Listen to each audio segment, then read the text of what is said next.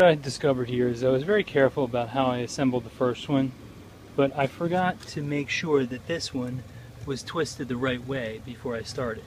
So I want to be very careful about making sure everything's in the resting position before doing this. Let's see how much my battery is starting to go dead there at 12.5 volts. So what I want to do is I want to go back here and put the power on my constant power, which will bring the motor back to the resting position.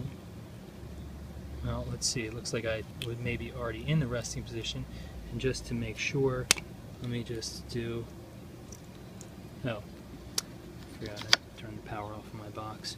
Okay, so that brings it back to the resting position there, but now, that blade should all the way down all the way, and this one here needs to go down that way.